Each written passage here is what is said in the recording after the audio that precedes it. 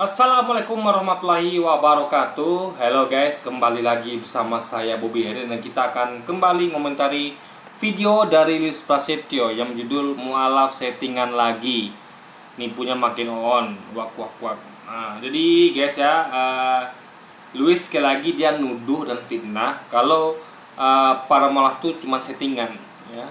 Nah, saya sudah sampaikan sering kali di video-video saya sebelumnya ya, untuk mencerdaskan Luis, kalau Anda menuduh suatu itu settingan, Anda harus dapat membuktikannya dengan cara apa? Bukan dengan asumsi, ya.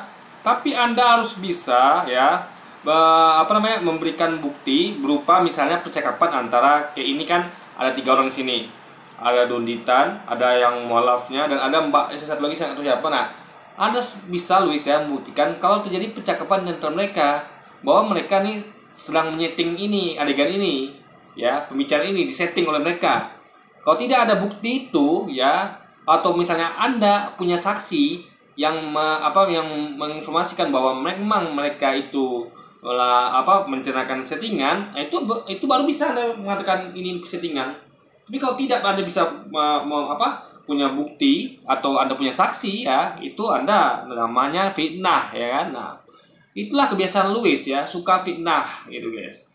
Jadi kalau Anda tidak mau dikatakan fitnah ya, silakan, mana buktinya ya, percakapan di antara orang ini ya, untuk menyeting dialog ini, atau saksi mana yang informasikan pada Anda ya, minimal 2 saksi ya, bahwa telah jadi percakapan di antara mereka bertiga untuk menyeting percakapan ini guys. Nah, jadi faktanya tidak ada, Luis tidak bisa melakukan itu. Berarti Luis ini fitnah guys ya, fitnah, sekali lagi fitnah yang kesekian kalinya, dan ini adalah ciri khasnya Luis Prasetyo, suka fitnah ya. Dan kita akan buktikan ya, dari segi asumsi dia nih, layak nggak untuk layak untuk benarkan apa tidak gitu. Kita akan buktikan di video ini guys. Bu Aisyah ini sekarang ini dalam kondisi hamil dan ditinggal oleh suaminya. Begitu betul Bu Aisyah? Bukan ditinggal juga sih, tapi saya yang meninggalkan karena Bu Aisyah meninggal. Dia selingkuh.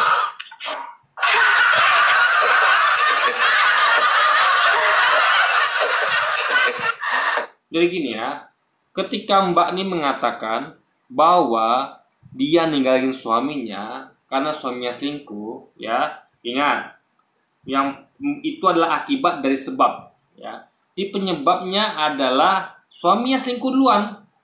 Jadi ketika suami selingkuh dengan wanita lain, secara de facto itu suami sudah meninggalkan Mbak ini dengan selingkuhannya, ya kan? Nah, Mbak ini ya nggak mau diperlakukan seperti itu, sehingga dia akhirnya memutuskan untuk meninggalkan suaminya gitu. Karena kan gak enak loh ya kan, diselingkuhin kan gak enak banget gitu. Nah, jadi ketika selingkuh itu sudah de facto meninggalkan pasangan Anda gitu kan. Karena Anda sudah sudah ibaratnya gini, misalnya gini ya, Anda adalah Anda punya mobil ya kan, Anda punya mobil nih. Nah, lalu ketika Anda punya mobil, Anda harusnya kan hanya bersama mobil Anda, hanya memakai mobil Anda. Tiba-tiba Anda pergi pakai mobil lain, selingkuh. Nah, ketika Anda pakai mobil lain, itu artinya Anda meninggalkan mobil Anda kan. Nah, itu maksudnya meninggalkan guys. Nah, tapi Mbak ini nggak pernah ditinggalkan dengan selingkuh gitu. Akhirnya dia meninggalkan suaminya. Jadi sekali lagi ini kalau Anda pahami makna ini ya. Jadi meninggalkan pasangan itu bisa dengan selingkuh dengan selingkuhannya, bisa dengan tanpa selingkuhannya. Yang penting dia tuh pergi gitu guys. Ya, meninggalkan itu perginya bukan berarti Anda keluar kota lalu masih berhubungan, tapi pergi dengan wanita lain, atau pergi pergi meninggalkan yang betul-betul ingin makin hukuman. Karena ketika selingkuh itu udah seharusnya resikonya, bahwa kalau ketahuan ya, itu akan jadi peluang untuk hubungan itu berakhir. Alias dia sudah, ini gini guys, sama kayak orang tuh mau berbuat sesuatu di kantornya. dia tahu ya, dia di sana dia korupsi di kantor, ya kan? Nah, dia kan kesekian mas perusahaan gitu ya, dia tuh bekerja dengan baik, dengan benar, dengan rajin, dapat gaji yang halal, itu dia artinya dia setia pada perusahaan. Tapi ketika dicoba dibuat korupsi, itu artinya dia sudah meninggalkan kesetiaannya kepada perusahaan, ya. Dan dia ketahui konsekuensinya, kalau ketahuan korupsi dia akan dipecat, alias akan disuruh meninggalkan perusahaan itu, paham ya? Maka dipecat. Sama seperti ini gitu. Jadi ketika sang suami itu selingkuh, ya dia sudah meninggalkan kesetiaannya kepada istrinya. Nah, itu artinya dia siap dengan konsekuensi akan ditinggalkan istrinya ketika ketahuan, guys. Nah, jadi poinnya ya. Jadi sebenarnya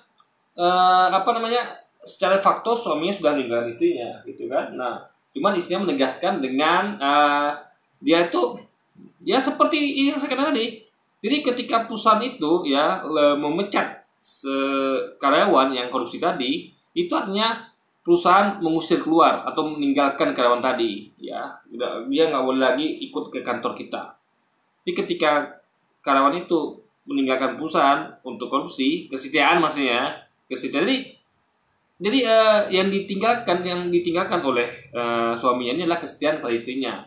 Nah, si istri membalas dengan meninggalkan suami ya secara de facto, secara real, seperti perusahaan meninggalkan karyawannya yang korupsi, guys. Itu poinnya. Jadi nggak ada ini kata-kata ketipu gue, nggak ada gitu kan, nggak ada. Cuman gini ya. Donitan mungkin mengira bahwa ya suaminya tuh pergi meninggalkan mbak ini, ya kan, dengan selingkuhannya. Nyata enggak, ya. Nyata mbak ini yang pergi meninggalkan suaminya karena suaminya sudah meninggalkan dia sebelumnya dengan selingkuhannya. Di posisinya adalah mbak ini nggak diam di rumah gitu. Jadi mbak ini yang kabur gitu, nggak rela melihat suaminya meninggalkan dirinya, akhirnya dia meninggalkan suaminya. Paham ya? Jadi sama-sama meninggalkan di sini. Bedanya mbak ini meninggalkan suaminya, dia sendirian, suaminya meninggalkan mbak ini dengan selingkuhannya. Itu bedanya.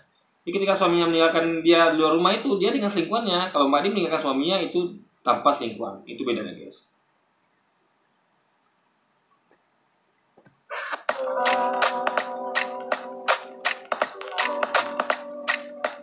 Assalamualaikum, selamat datang kembali di channel ini. Balik lagi dengan saya Luis Prasetyo di sini, dan kita akan membahas seputaran permualafan lagi. Seperti biasa, kita nggak pernah kehabisan stok mualaf-mualaf yang settingan, yang nipu-nipu, dan sok-sokan mantan Kristen, guys. Dan ya, yang nipu tuh Luis ya. Bagaimana bisa kita menuduh orang itu settingan kalau kita nggak bukti dan saksi, ya? Ini kalau Luis ini bawa ke persidangan ketawa hakim, guys. Hakim jaksa ketawa.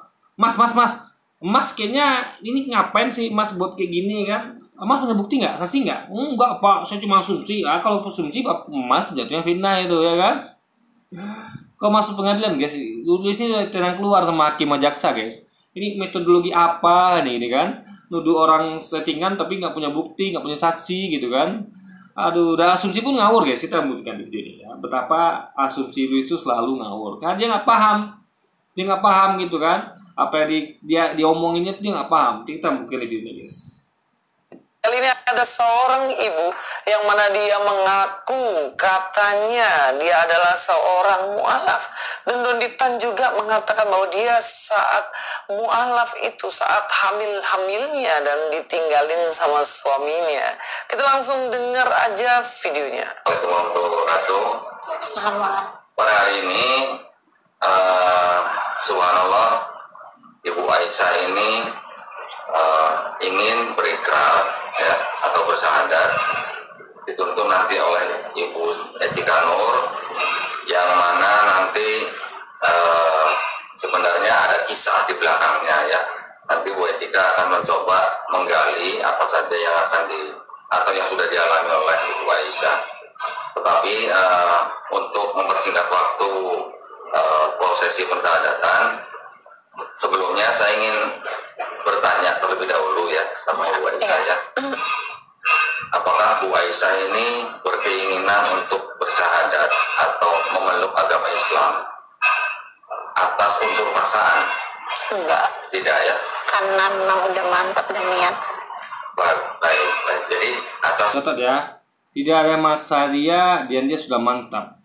Artinya sebelumnya dia belum mantap, ya. Adalah artian dia belum yakin gitu guys, ya. Jadi mualaf itu guys perlu kemantapan hati. Nggak bisa anak tuh asal-asal mualaf, nggak bisa.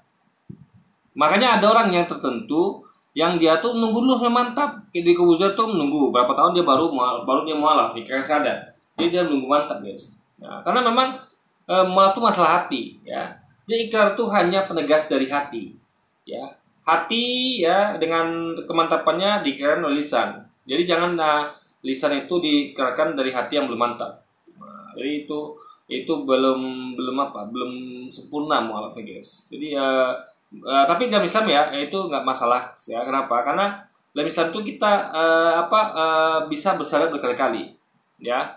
Bisa bersyarat sekali. Nggak ada larangan untuk bersyarat berkali-kali gitu kan. Bahkan saya sehari itu ya, atau kaum muslim itu sehari itu ya dalam sholat 5 waktu itu bersahadat, ya kan?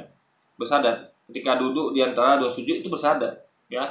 Asyhadu alla ilaha illallah wa asyhadu anna muhammadar rasulullah, ya kan?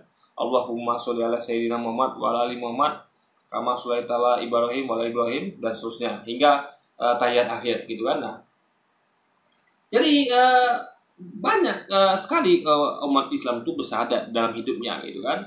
Nah, ini kita ini selalu direfresh iman kita ya dengan diucapkan syahadat berkali-kali. Nah, itu bagus kenapa? Karena kita nggak tahu dalam hidup ini kita ada batalnya iman. Entah kita melakukan syirik yang disengaja maupun sengaja, kita kan sering sengaja melakukan itu. Contoh, misalnya kayak kita ke dokter.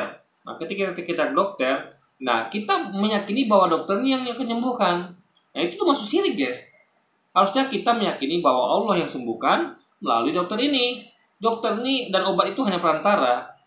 Jadi kita kan seringnya sekali kita dengan nggak sengaja mengatakan berkat dokter ini saya sembuh, berkat obat ini saya sembuh, minum obat ini nanti kamu kan sembuh, gitu kan? Obat ini bisa menyembuhkan. Itu sudah syirik, guys. Nah, ya kan? Itu karena ada satu itu adalah syirik. Karena kita harus yakin bahwa Allah sembuhkan melalui obat ini hanya perantara gitu guys. Nah, jadi makanya dalam Islam tuh bersyahadat berkali-kali. Dalam sholat tuh diwajibkan bersyahadat. Jadi baca sholat itu adalah sebagian itu adalah syahadat di dalamnya termasuk. Nah, jadi tapi untuk yang pertama kali ya ingat ya, untuk syahadat pertama kali itu alangkah baiknya kalau hatinya mantap ya.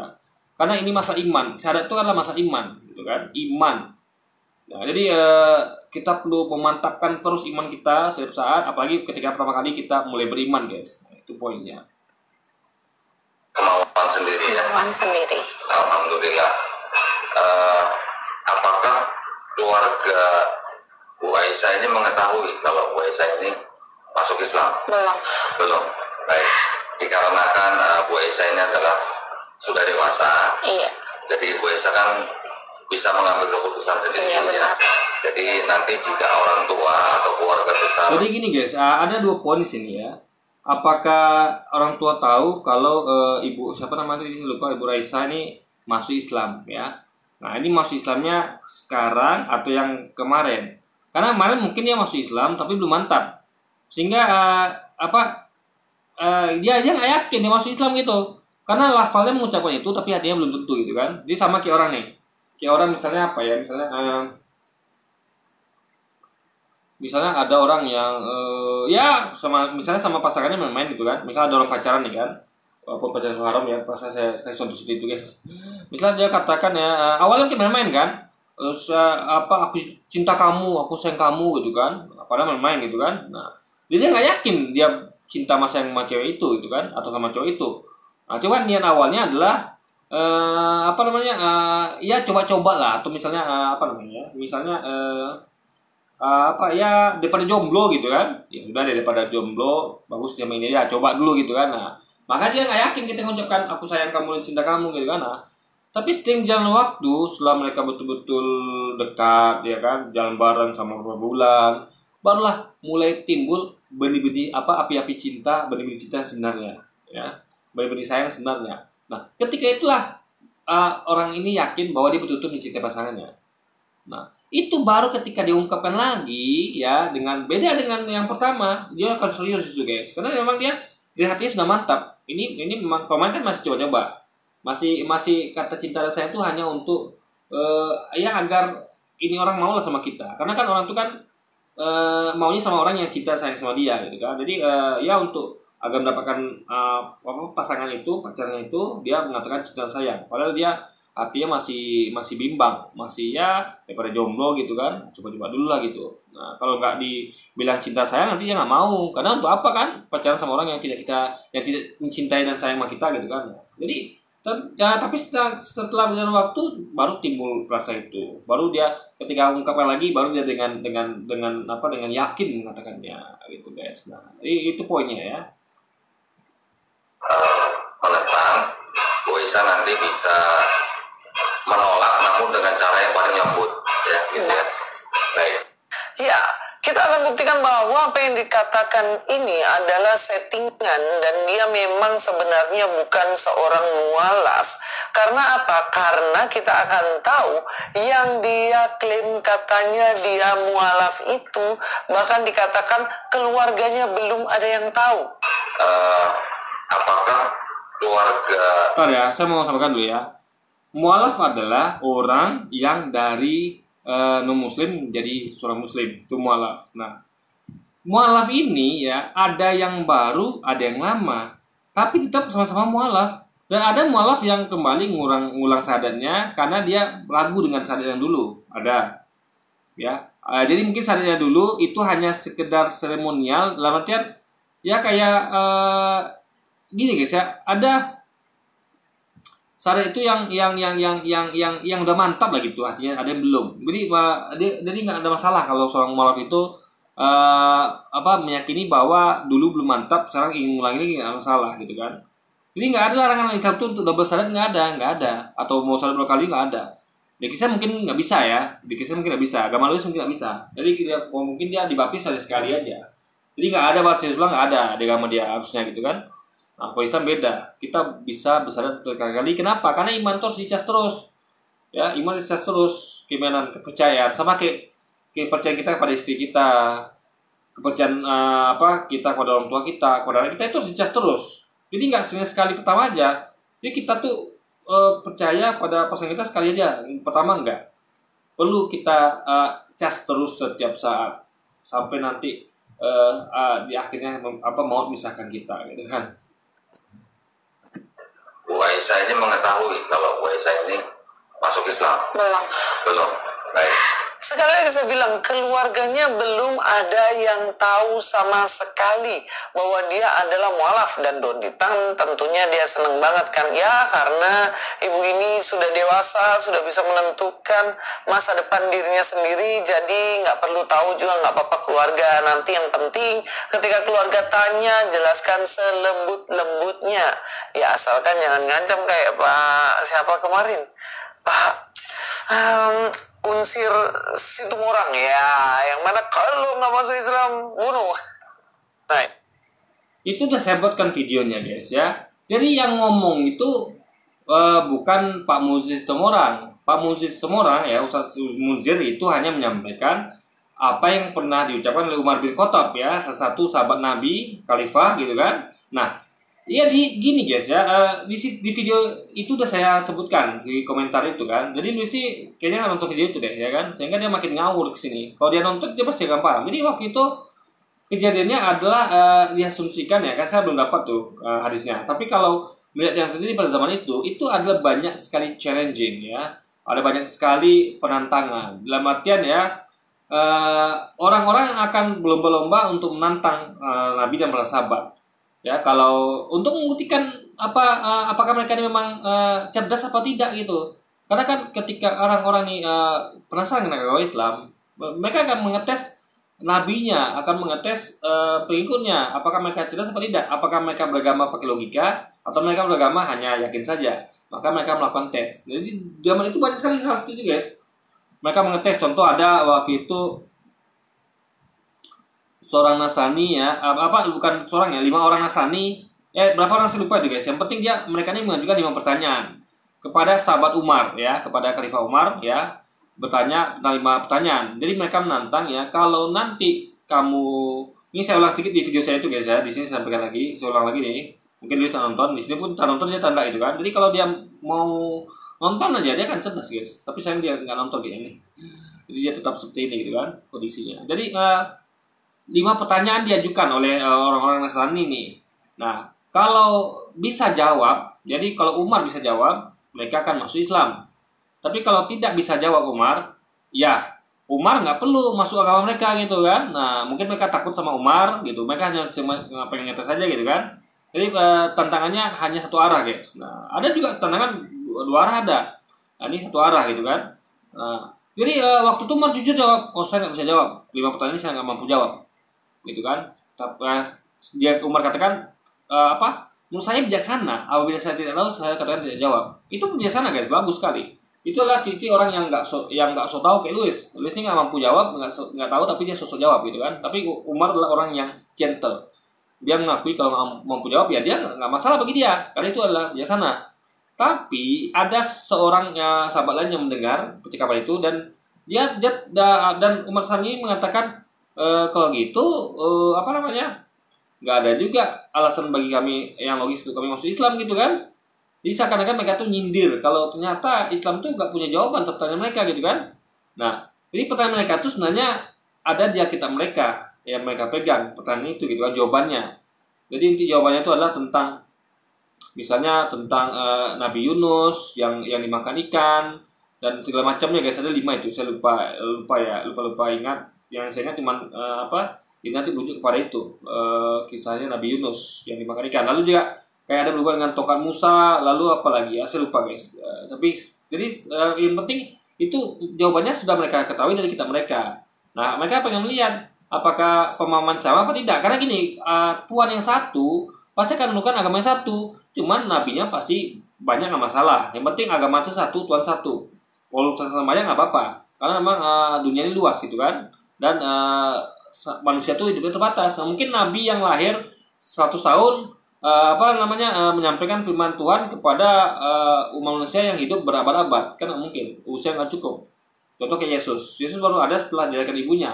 Lalu bagaimana Yesus menyampaikan kepada umat sebelum dia dilahirkan? Nah, itu tugasnya Nabi Musa guys.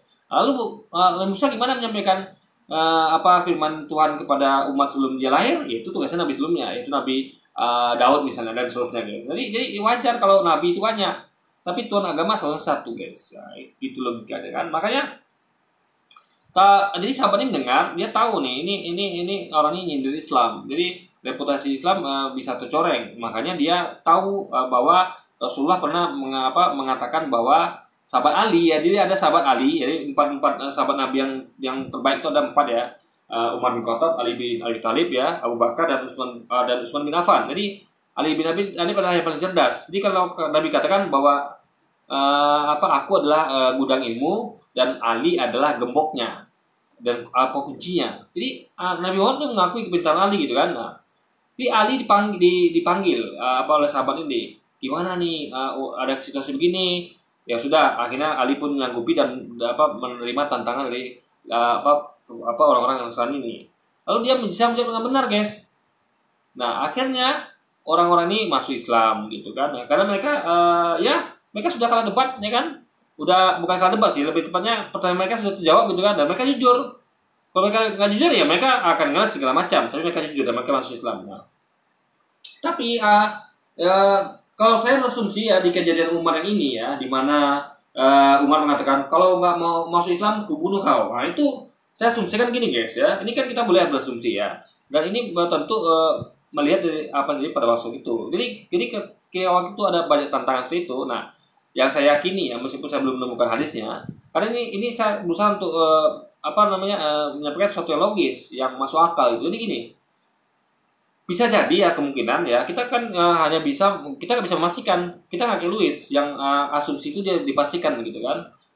Asumsi itu bukan bukti, dijadikan bukti. Kita jujur kan. Jadi saya berasumsi ya guys ya, dan ini logis sekali. Jadi Umar ketika ditantang oleh orang ini, orang-orang yang yang kalau misalnya dia bisa jawab, Umar ini dia akan masuk Islam, gitu kan? Nah, jadi saya asumsikan ya, saya yakin sekali ya kalau Umar ini bisa jawab, ya entah melalui siapa gitu kan. Tapi orang ini nggak mau masuk Islam, makanya Umar katakan seperti itu. Umar tegaskan ya, kalau nggak mau masuk Islam, bunuh kau. Dalam artian orangnya harus menepati janji. Jadi nggak bisa ngeles sama Umar, nggak bisa ngeles guys gitu kan. Nah dan terbukti orang ini bersyukur kemudian. Jadi apa ya? Dia nih dipaksa untuk konsekuen, bukan dipaksa untuk masuk Islam ya, beda ya. Dia dipaksa untuk konsekuen karena memang tantangannya kalau dia bisa dijawab pertanyaannya dia akan masuk Islam gitu loh. Jadi dia nih disuruh konsekuen, bukan disuruh masuk Islam. Karena yang ngajukan tantangan kan dia, logikanya kan. Ini asumsi saya guys ya. Nah, jadi ketika dia bisa jawab pertanyaannya ya harusnya dia ini harusnya ikut mati janji masuk Islam gitu kan. Jadi dari awal sebenarnya dia jadi tahu konsekuensinya kan karena dia mengajukan tantangan ya.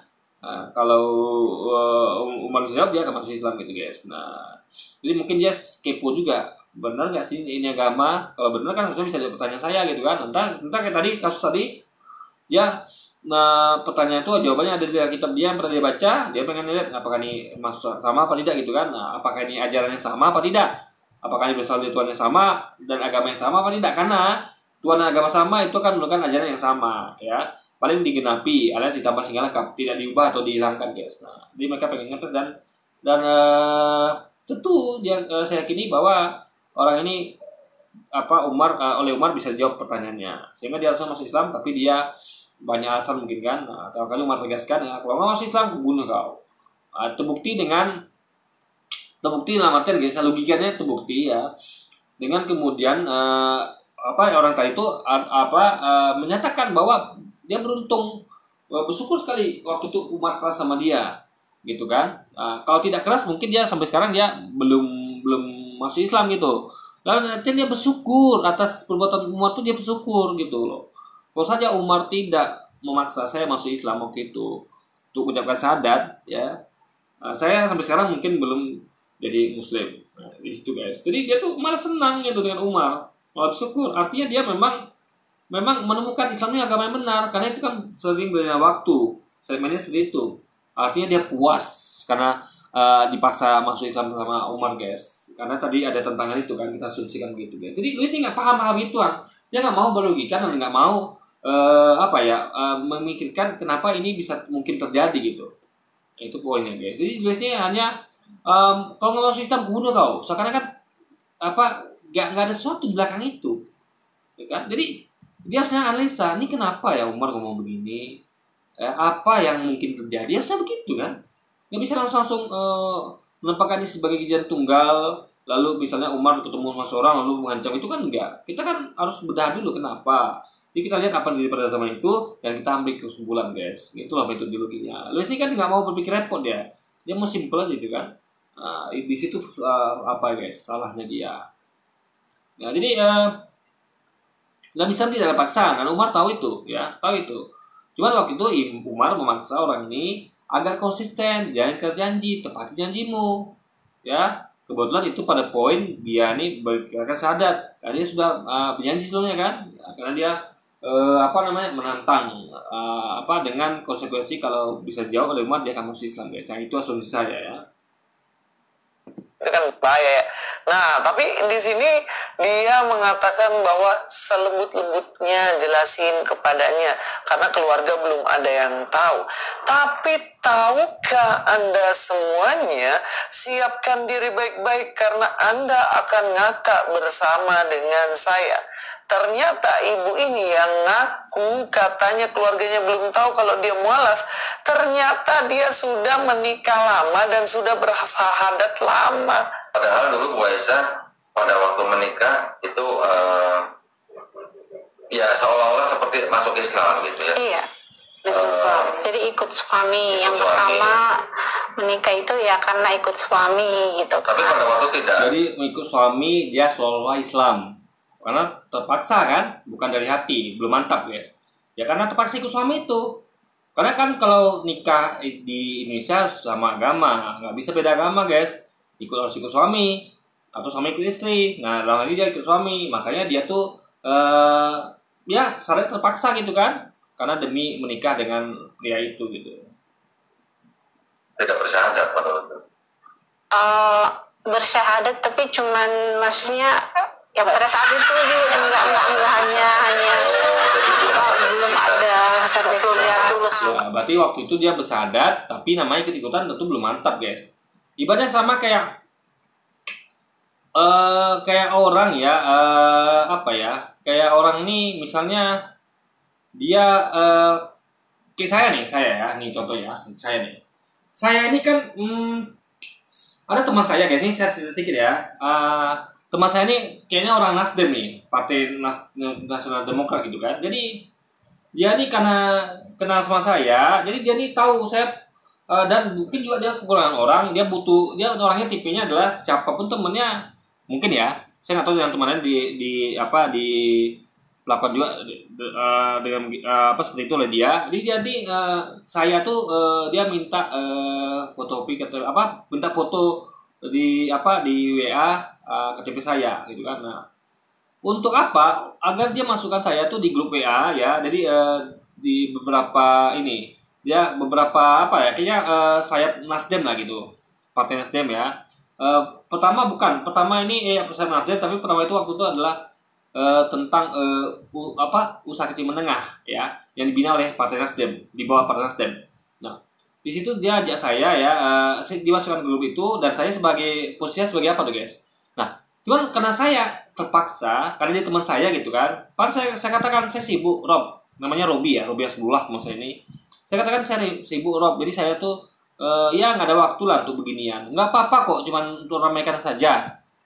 Jadi dia memaksa saya, tapi bukan pemaksaan yang menurut saya guys ya, tidak menyenangkan.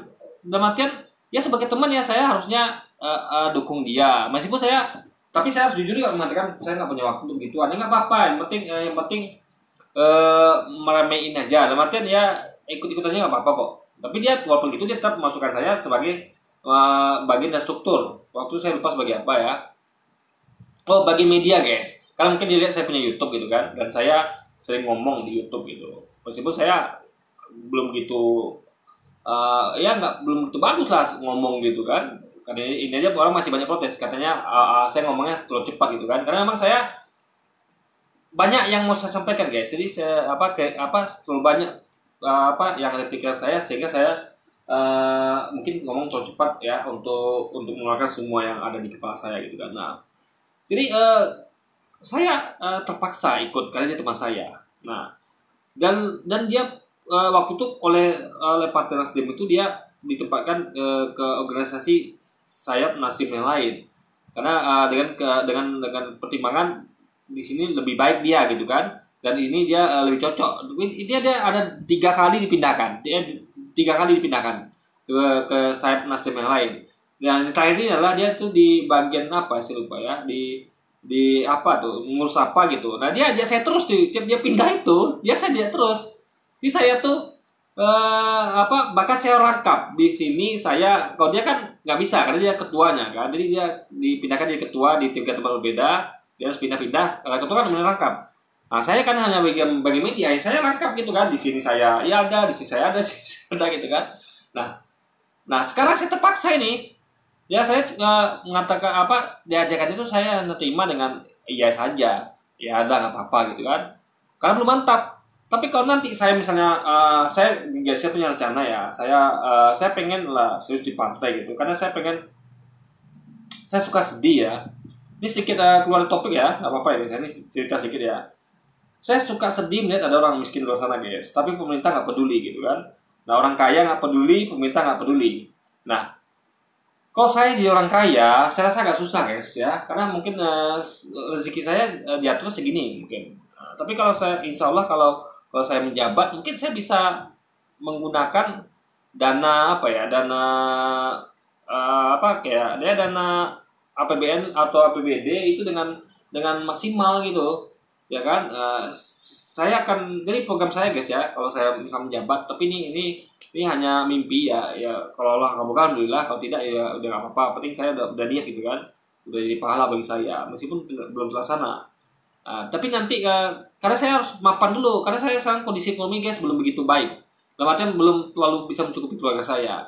Nah, sementara untuk masuk partai itu kan keluarga solid dulu ekonominya, maka saya push dulu saya mapan sehingga nanti saya bisa melangkah ke politik gitu kan, atau selain saya jadi orang kaya deh biar bisa ini. Tapi intinya adalah, jadi saya join di grupnya ini ya, untuk membantu teman saya ini sebagai ketua di ya, di saya Partai Nasdem ini, saya masih setengah hati, ragu-ragu, belum bisa support lah guys. Ibaratnya saya tuh, ya saya paling cuman ketika ada yang habis start bikin pesan di grup atau satu, saya coba baca aja gitu kan. Karena itulah waktu saya yang sedia, hanya untuk itu aja. Belum bisa saya tuh masuk untuk berkecimpung tuh nggak bisa guys, belum bisa. Nah, tapi nanti ketika nanti saya sudah tiba pada fase itu, saya sudah mapan ya, keluarga sudah tidak saya pikirkan lagi, dalam artian sudah cukup lah untuk keluarga gitu kan, sehingga saya bisa melangkah ke luar keluarga, karena ngurus keluarga kan udah beres.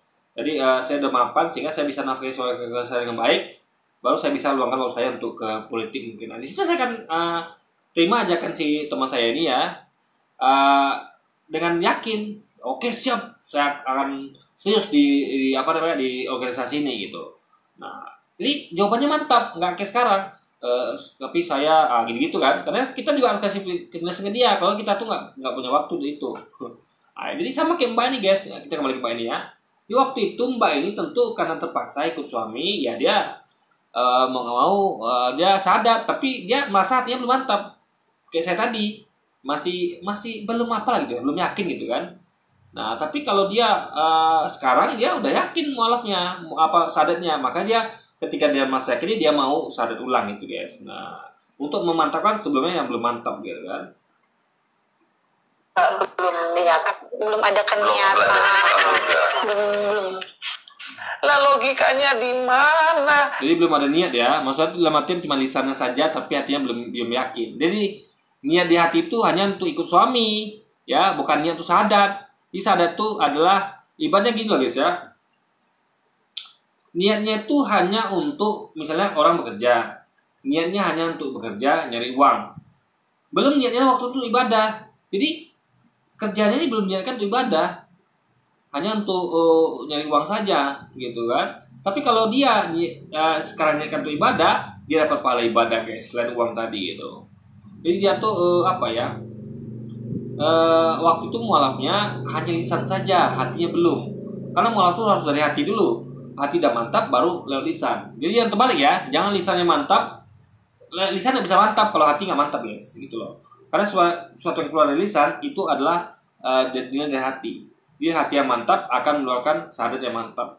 Jadi kalau sahadatnya cuma ikut suami ya, itu belum mantap lagi. Sehingga perlu diulang lagi guys, agar ya, dan diulang-ulang terus nggak masalah, karena ini syaratnya beda dengan baptisan dalam agama Luis ya, yang mungkin hanya boleh dapat sekali seumur hidup ketika masuk ke saja. Kalau kita tidak, kita sadat terus banyak syarat kita guys, karena kita memang perlu untuk selalu memantapkan iman, sehingga iman kita tuh akan selalu dicas setiap saat guys, gitu kan.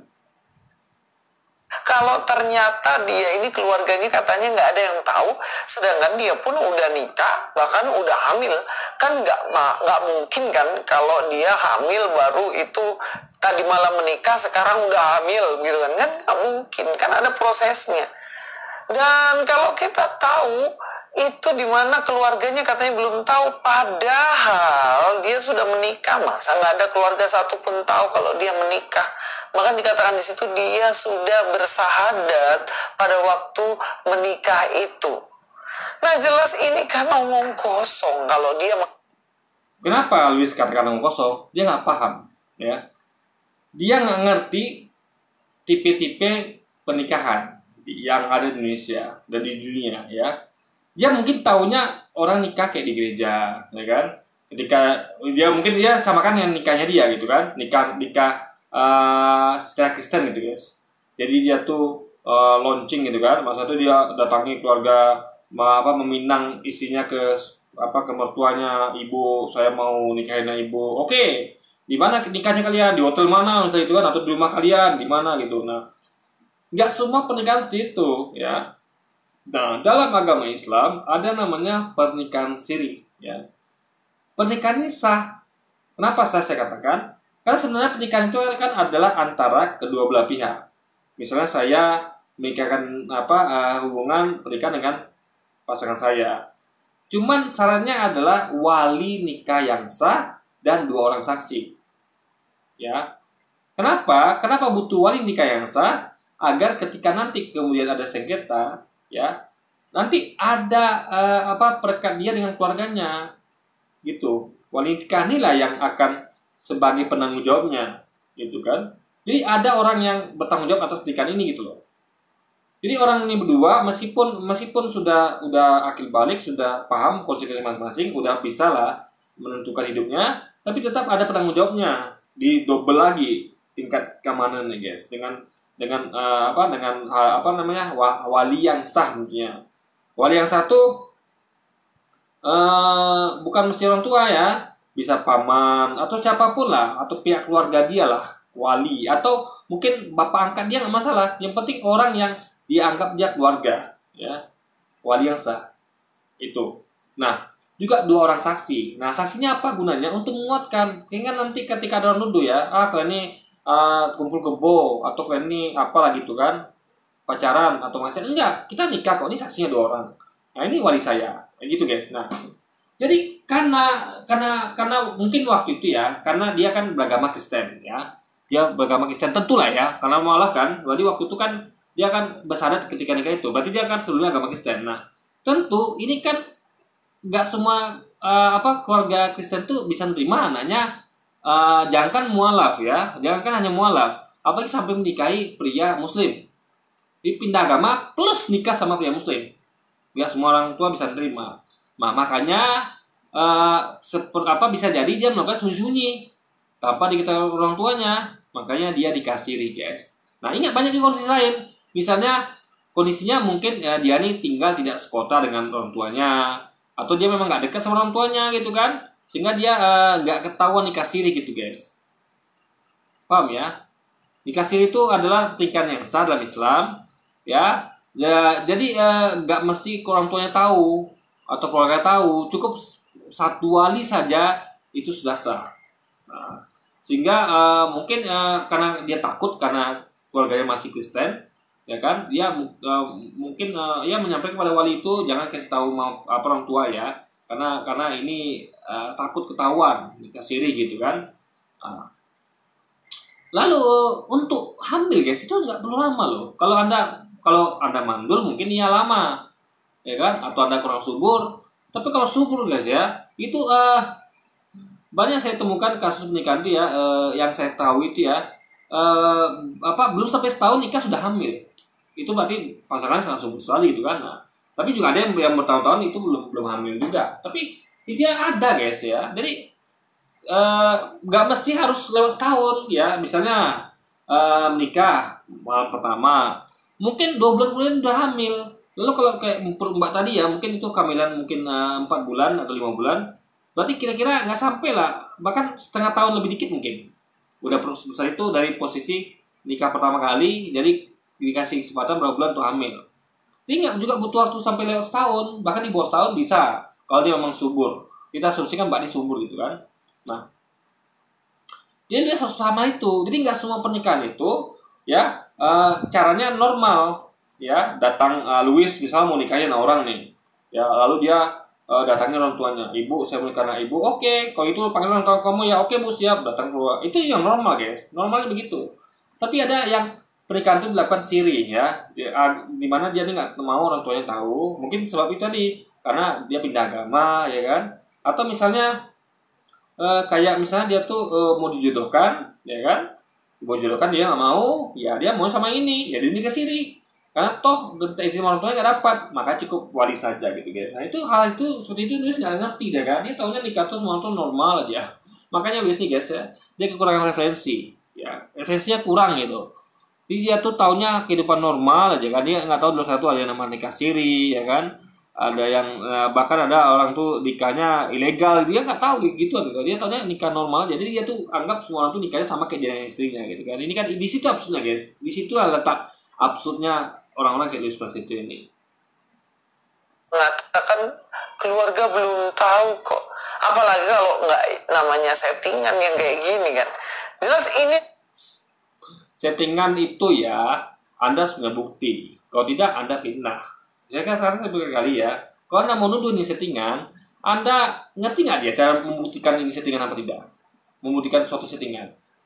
Saya kasih tahu caranya Luis ya. Pertama, Anda harus punya bukti percakapan di antara orang bertiga ini bahwa mereka akan melakukan settingan. Ya, ada bukti percakapannya. Lalu kedua ada saksi, ya, minimal 2 orang yang memang menyaksikan adanya percakapan antara mereka untuk melakukan dialog ini, untuk menyeting dialog ini. Kalau tidak ada berarti ada fitnah, dan itu adalah kebiasaan dari Luis Prasetyo, gitu kan. Settingan yang benar-benar konyol. Tapi lebih konyol lagi, kok bisa ya orang-orang tuh ditipu dengan tipuan konyol semacam itu? Masa Kalau nggak tahu nggak usah ngomong deh Luis, ya kan. Yang saya heran bukan itu, kok bisa ya Luis nih nggak tahu tapi ngomong gitu kan.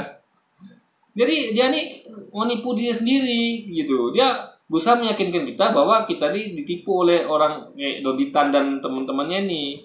Padahal dia sedang menipu diri sendiri karena ketidakpahaman dia gitu loh. Saya guys, kalau saya nggak ngerti tentang sesuatu, saya nggak ngomong. Ya, nggak ngomong saya. Karena itu pertama jatuhnya fitnah. Kedua itu akan nipu diri kita sendiri. Kenapa saya katakan begitu? Karena kita tuh kita nih kan nggak tahu tentang hal itu. Jadi kita tuh pura-pura tahu, itu namanya nipu diri sendiri. Karena nggak jujur sama diri Anda sendiri, bahwa Anda tidak tahu kan hal itu. Anda tahunya nikah normal, tapi nggak tahu ada nama nikah siri dan segala macamnya. Lalu Anda ngomong, itu namanya Anda nipu diri sendiri, guys. nggak bisa menganalisa? Katanya Donitan ini pinter, masa nggak bisa menganalisa apa yang dikatakan ibu ini? Apakah yang Luis lakukan sekarang ini sedang menganalisa? Enggak. Dia tidak sedang menganalisa, dia fitnah, guys. Analisa itu nggak seperti itu ya. Maka saya katakan ya, belajar dulu ya. Jadi dia sudah berpikir, analisa, kenapa ya orang tuanya nggak tahu? Berarti ini apa yang terjadi? Analisa. Bukan langsung melihat, aku nikah kemarin sama istriku, itu mertuaku tahu, orang tuaku tahu, warga, teman-teman tahu. Ya iyalah, Anda undang, nikahnya normal di gereja. Nah kalau nikah sirnya gimana? Nikah siri itu hanya butuh 1 orang wali sah dan 2 orang saksi, sudah kelar. Jadi nggak perlu pesta-pesta, nggak perlu ngundang keluarga, nggak perlu. Cukup yang tahu hanya kita berdua sama pasangan, wali yang sah ya, bisa dari pihak keluarga ya, atau keluarga angkat 1 orang cukup ya, dan 2 orang saksi. Dan yang wali 1 bisa dikompromikan, jangan kasih tahu keluarga, bisa demi menjaga keamanan gitu kan. Nah bisa guys, yang penting adalah ada walinya, itu penting, yang bertanggung jawab gitu. Ya saya yang menikahkan gitu kan, jadi ada yang pasang badan untuk pasangan ini gitu guys. Jadi ibaratnya mereka ini ya ada restu lah minimal dari yang orang kepercayaannya gitu ya. Jadi nggak nikah siri itu nggak mesti orang tua. Nah tapi kalau saya ya hendaklah sebagian yang baik itu harusnya orang tua tahu. Maka saya sebenarnya guys ya, nikah siri ini adalah hanya dilakukan kalau Anda memang kepepet, atau memang Anda tuh betul-betul betul-betul buntu baru nikah siri. Kalau normal jangan ya. Misalnya kayak ini kan memang kepepet dia mau masuk Islam, tapi orang tuanya mungkin belum setuju. Apalagi saya menikah di orang Islam, maka dia pakai cara nikah siri gitu kan. Nah, mungkin dia nggak sabaran gitu kan. Nah, itu salahnya juga gitu guys. Coba ada sabaran, dia bujuk orang tuanya dulu, pelan-pelan aja, nggak usah nikah dulu ya kan, nggak usah nikah dulu, bujuk dulu orang tuanya sampai orang tuanya menerima dia jadi mualaf, baru dia sampaikan kemukakan dia mau nikah sama pria muslim ini. Itu kan lebih elok mas, tapi mungkin memang harus lebih sabar. Mungkin dia nggak sabaran guys, maka dia pilih metode jalan nikah siri gitu kan. Ini adalah tipu dan kebohongan yang jelas-jelas anak kecil pun tahu. Bagaimana mengatakan katanya keluarga belum tahu, sedangkan dia sudah sadat lama dan dia sudah menikah lama dengan suami. Anak kecil tahu, anak kecil mana? Orang dewasa kayak Anda aja nggak tahu dan nama nikah siri. Gimana coba? Anak kecil mana? Anak kecil yang tahu. Jangan anak kecil ya, orang dewasa kayak dia aja nggak tahu ada namanya nikah siri. Ya, nggak tahu dia, guys. Anda bayangkan ya. Lalu orang sadat, orang tuanya pasti tahu. Gimana caranya coba? Gimana caranya ya orang tua tuh tahu ketika orang ini sadat, ya? Kalau sadatnya diam-diam, coba. Ya, makanya harus dengar ya kisah kayak dari Dr. Clarissa Gani. Itu dia nggak tahu orang tuanya dia sadat guys, nggak tahu guys. Apa suaminya nggak tahu dia sadat? ya, ketika dia mualaf pertama kali dia sadar ya, mengucapkan dua kalimat syahadat, asyhadu alla ilaha illallah wa asyhadu anna muhammadar rasulullah, itu suaminya nggak tahu dia sadar. Kenapa? Karena dia melakukan sembunyi ya, lebih tepatnya sembunyi kan, dia sekali waktu itu kan untuk masuk Islam itu. Nah, ketahuannya kapan? Bukan pas sadar, ketahuannya ketika dia sholat diam-diam, selang waktu ya. Jadi akhirnya sholatnya ketahuan juga, ya, aman, awalnya aman dia sholat, selang beberapa waktu akhirnya ketahuan juga. Jadi suaminya nggak tahu dia apa namanya ini, apalagi kalau misalnya dia tinggalnya beda kota, lebih nggak tahu lagi, ya kan? Ya selama dia bisa, jadi makanya kita itu ya, bisa jadi dia tuh mualaf ketika nikah tuh, tapi dia cuma ikrar saja, berarti pertama, kedua dia nggak sholat, nggak apa-apa, gitu kan? Dan nggak ngasih tahu orang tuanya kalau dia tuh nikah, nggak ngasih tahu orang tuanya kalau dia tuh suami Islam dan segala macam, gitu guys. Jadi guys ya, Louis ini nggak bisa membaca semua kemungkinan itu gitu. Bagaimana saja mengatakan bahwa anak kecil itu tahu, sedangkan dia berpikirnya kayak anak kecil yang nggak mau berpikiran luas gitu kan, menganalisa segala kemungkinan. Cuma anak kecil guys ya, yang itu cuma melihat dirinya, misalnya tengok dan misalnya misalnya dia lihat temannya nih, temanku kecil-kecil udah bisa beli, misalnya kayak beli PS misalnya kan, PlayStation 2. Nah, saya kan nggak bisa beli kan. Oh pasti karena dia melihat dirinya, ke temannya itu melihat ke dirinya. Oh ya pastilah, karena kita kan umur segini masih sekolah, jadi ya masih minta jajan orang tua, nggak akan beli itu. Nah, kalau dia mau analisa ya, soalnya dia akan lihat temannya ngapain sih, kok bisa itu berapa beli PS2 dari uang sendiri. Ternyata temannya bekerja sambil sekolah. Dia jualan di sekolah, misalnya jualan pulsa, atau dia jualan di sekolah lagi gitu guys.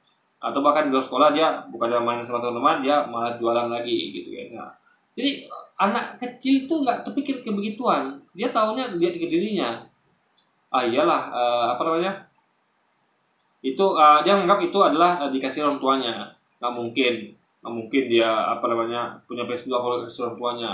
Karena kayak saya aja nih ya, jajan dari orang tua tuh berapa sih? Jadi itu pasti dibelikan orang tuanya. Begitulah sama kayak guys ya. Dia menyamakan orang itu semua sama kayak dirinya sama. Nikahnya adalah nikah kayak di gereja atau nikah di masjid yang mana ada pestanya, ada mengundang keluarga dan segala macamnya. Padahal ada namanya nikah siri yang dia nggak tahu gitu kan. Bagaimana bisa dia bawa anak kecil dalam hal ini? Padahal dialah yang seperti anak kecil.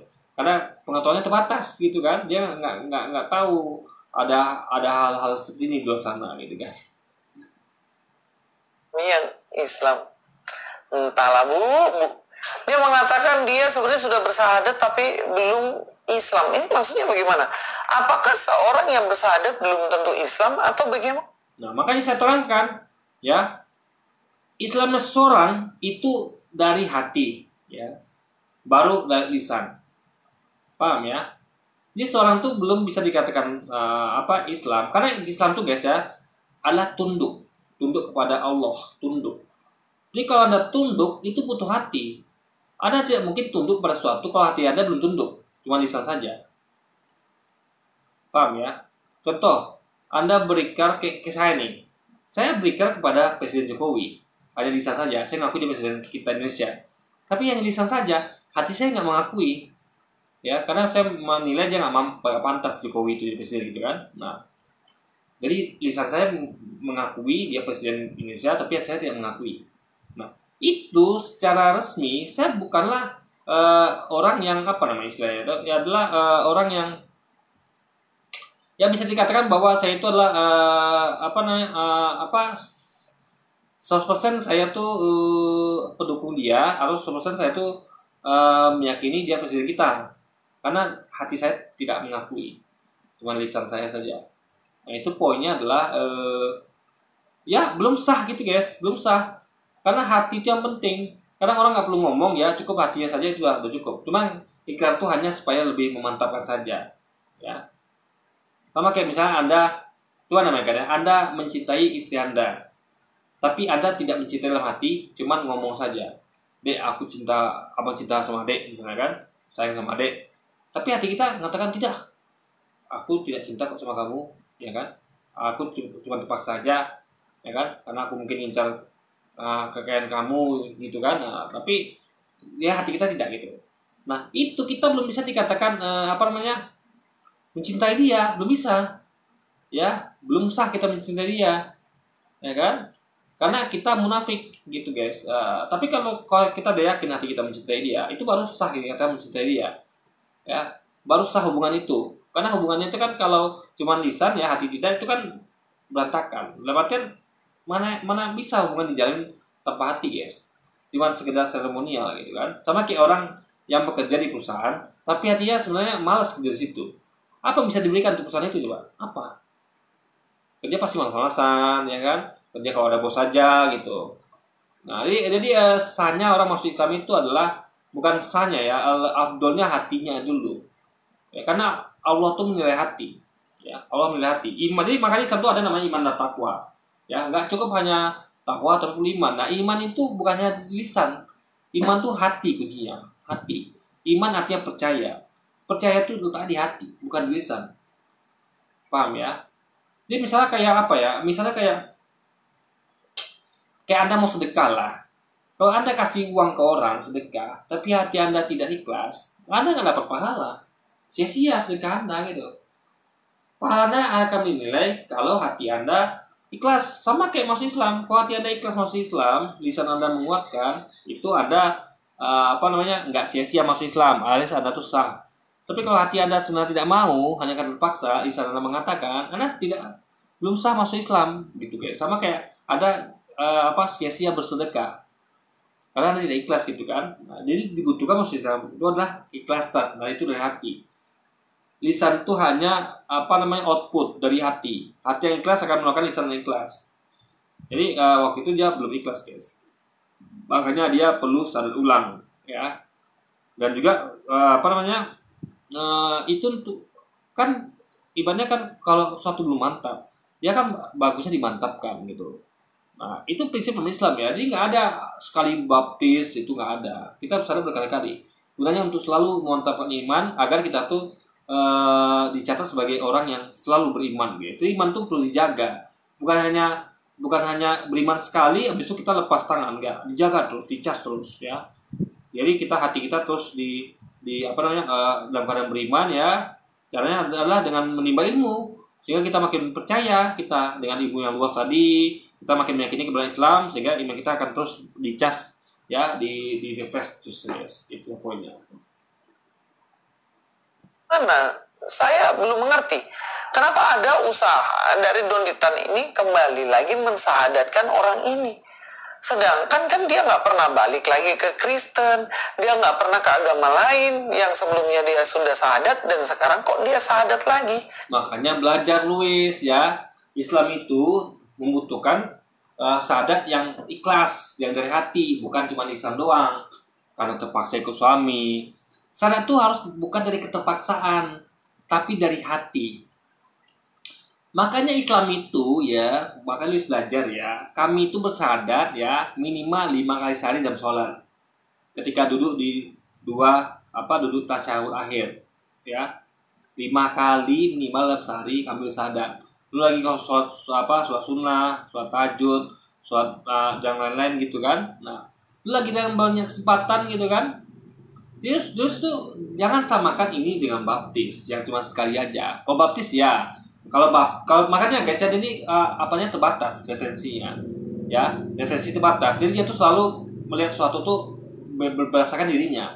Kayak nikah tadi, dianggap semua orang nikah normal, undang keluarga selain tahu, nikah pesta mungkin di hotel atau di rumah, sehingga dia nggak tahu ada namanya nikah siri. Sama seperti ini juga, dianggap semua itu sama kayak Kristen. Masuk Kristen dibaptis, ketika dia masuk Islam lagi atau agama lain, baik Kristen dia dibaptis ulang. Hanya itu aja. Berarti baptis itu gunanya adalah untuk orang baru awal masuk. Dia nggak tahu fungsi sahadat dalam Islam adalah untuk menguatkan iman. Sehingga saat itu tidak dilakukan pertama kali saja, tapi terus menerus dalam sholat minimal dan kesempatan lain ya. Yang pertama itu adalah untuk sahnya Anda masuk Islam. Ya, tapi sah masuk Islam itu harus dijaga. Anda harus menjaga keislaman Anda terus-menerus ya. Karena kita bisa bisa sengaja kita tuh masuk ke dalam kekafiran. Karena tadi itu kita meyakini sesuatu selain Allah. Misalnya kayak dalam penyembuhan, kita meyakini yang menyembuhkan adalah dokter, yang menyembuhkan adalah obat, yang menyembuhkan adalah rumah sakit. Padahal yang membutuhkan Allah. Nah, kalau kita meyakini yang menyembuhkan adalah dokter, rumah sakit, obat, itu berarti kita sudah masuk dalam paham syirik, dan itu perlu imannya direfresh ulang guys, dicas ulang gitu. Makanya kita beda dengan baptis yang hanya dilakukan sekali ketika masuk Kristen. Syahadat itu dilakukan ulang-ulang untuk menjaga iman kita. Yang secara nggak sadar ya, secara sengaja kita masuk dalam kekafiran gitu guys. Di framing lagi di judulnya katanya dia mualaf pas lagi hamil. Nah sekarang lagi hamil berarti mualafnya barusan kan. Barusan ketika ketemu Donitan, makanya Donitan semangat banget nanti akan dibimbing. Jadi mualafnya sekarang itu mualaf yang benar ya, ikhlas dari hatinya ya. Sama kayak misalnya dia tuh mencintai istrinya dengan sepenuh hati sekarang. Yang main tuh cuma main tuh ya. Gak serius dia ya, gak beneran dia mencintai istrinya. Nah sekarang baru gitu guys. Sehingga dengan begitu dia akan serius dalam agamanya, sama seperti kita serius dengan istri kita, karena kita sudah dari hati mencintainya. Kalau kemarin kan belum gitu guys. Nah itu poin situ ya. Jadi keikhlasan itu baru timbul sekarang. Makanya mualaf kemarin itu nggak dihitung. Jadi kemarin itu adalah mualaf-mualafan, mualaf yang nggak ikhlas, bukan dari hati. Ini sama kayak orang tuh pura-pura mencintai padahal tidak cinta. Nah sama kemarin pura-pura mualaf ya, ketika itu karena terpaksa ikut suami. Gimana lagi itu syaratnya kan? Ya kalau nggak gitu nggak bisa dia nikah sama pria itu gitu kan. Nah, tapi rupanya dia sekarang tahu kalau itu pria nggak baik untuknya, karena pria itu meninggalkan dia pas lagi hamil gitu kan, dengan selingkuh dengan wanita lain sama ibu ini dan lain. Tapi Hamsyong dia ternyata ketipu sama mualafnya sendiri. Ternyata dia udah lama mualaf dan bahkan sudah menikah Islam gitu. Enggak, si Donita nggak tipu. Buktinya dia tahu ya kan. Oh yang kemarin itu ikut-ikutan terpaksa. Tahu dia kan, berarti dia nggak tipu. Dia tahu, kita nih tahu guys ya, ketika seorang itu mualaf, kenapa orang ini pengen ngulang syahadatnya? Artinya syahadat sebelumnya tuh nggak beres. Dia belum ikhlas, hanya lisan saja. Makanya ini momen yang tepat. Jadi mumpung dia ikhlas, inilah ucapan syahadat yang benar di sini. Itu momen, itu maksudnya guys. Ini misal gini deh. Dulu, misal kayak Lus nih, dulu dia belum cinta sama istrinya, belum sayang, hanya pura-pura saja. Mungkin ingin mungkin incar kekayaan atau selanjutnya. Ini ketika dulu ikrar misalnya kan, dia ikrar depan teman-temannya, ya kan, teman-teman semua, aku pengen ngomongkan sesuatu loh sama kalian. Apa itu? Aku mencintai wanita ini, gitu kan. Ore teman-temannya kan, padahal dia bukan dari hati. Nah, tentu setelah itu ada perasaan bersalah kan, pasti dong. Dia dalam artian dia menipu semua orang, ya dong. Dia nggak mencintai wanita ini, hanya ingin ada maksud tertentu ya, ada uang batu, incar harta segala macam, ya kan. Nah, dia tentu merasa bersalah setelah itu, ya kan. Karena dia sebenarnya tidak mencintai wanita ini, ada motif lain. Nah, tapi seiring dengan waktu ya, dia mulai mencintai wanita ini, dan ketika dia betul-betul merasa mencintai wanita ini, dia ulang lagi, dia panggil teman-temannya. Teman-teman, aku sekarang mau berikrar kepada wanita ini. Dokumen kamu sudah melakukannya. Iya, kemarin itu aku belum serius lagi, sekarang serius. Kan ada masalah situ guys. Nah ketika dia mengulang lagi yang kedua, karena dia belum puas sama ikrar yang pertama, ya mengumumkan kalau dia cinta sama wanita ini, padahal nggak cinta. Nah sekarang dia umumkan dia benar-benar cinta, itu dia akan ada kepuasan. Dia tidak akan lagi merasa bersalah. Kenapa? Karena dia tidak sedang menipu siapa-siapa, betul-betul dari hatinya. Kalau dia memang betul-betul mencintai wanita ini. Nah sama seperti ini. Ketika waktu itu dia belum dari hati, sehingga dia tentu ada mbak ini dulu waktu mualaf yang dia mualaf, tapi sebenarnya itu belum bisa dihitung mualaf ya, karena hatinya sebenarnya tidak sesuai dengan lisannya, hatinya nggak ikhlas guys, alias belum mantap. Itu dia tentu ada masa bersalah ya, bersalah dalam artian ya karena terpaksa, suatu dipaksa itu kan akan menimbulkan rasa bersalah. Dalam artian kenapa sih saya demi nikah sama orang ini saya pura-pura masuk Islam, saya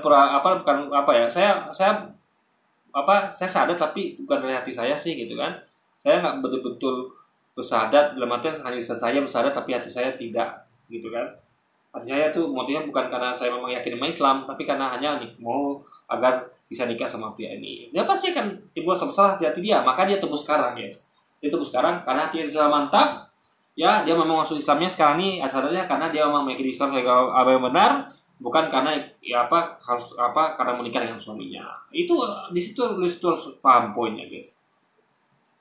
Nikmat ya Donitan, dan lucunya lagi Donitan tuh upload videonya. Kalau sudah tahu itu video nggak jelas, udah tahu datanya nggak valid, udah tahu di situ ada kebohongan, kok masih diupload? Donitan ya itu cerdas ya. Jadi gini, di sini dia jadi gini ya. Donitan ini lewat komentar saya bisa, makasih Donitan ya. Berkat video Anda saya bisa didik Luis nih. Jadi guys ya, Luis sih dia harus disuapin dia. Dia nggak bisa melihat video itu ya dan menganalisa sendiri gitu kan. Ini memang video itu diupload untuk mendidik ya. Bahwa ada orang-orang tuh yang mualafnya seperti ini, yang mana sebelumnya orang tuh belum yakin, hanya ikut-ikutan suaminya. Lalu sekarang mereka betul-betul mau mualaf, dari ikrarnya ini sekarang dari hati ikhlas. Makanya dia semangat gitu, yang kali ini semangat karena dia tuh untuk nebus kesalahan di masa lalu, yang dia tuh hanya mualafnya tuh tidak dari hati, hanya motifnya lain, guys. Jadi itu sebenarnya belum sah mualafnya, karena mualaf yang satu adalah dari hati dulu, hati ikhlas, baru lisan mengucapkan, itu baru sah mualafnya. Karena mualaf tuh butuh keikhlasan, guys. Jadi nggak hanya di lisan saja, tapi juga di hati gitu kan. Itu di situ poinnya. Cari apa Pak Donitan? Tapi emang bisa ya kalau sahadat tuh ulang-ulang gitu ya? Maksudnya hari ini saya sahadat, kemudian besoknya lagi sahadat gitu. Maksudnya memang nggak apa-apa begitu Kak? Saya kan nggak tahu kan. Apa? Pengakuan dari Luis dia nggak tahu. Ini yang buat saya ketawa soalnya, guys. Lucu. Makanya gini loh, kalau ada disclaimer nggak tahu ya belajar, kalau mau bikin konten. Maka saya terangkan ya, dalam Islam tuh sahadat tuh boleh dilakukan ulang-ulang. Ya, nggak sama kayak di Kristen yang baptisannya ketika awal masuk Kristen, ya.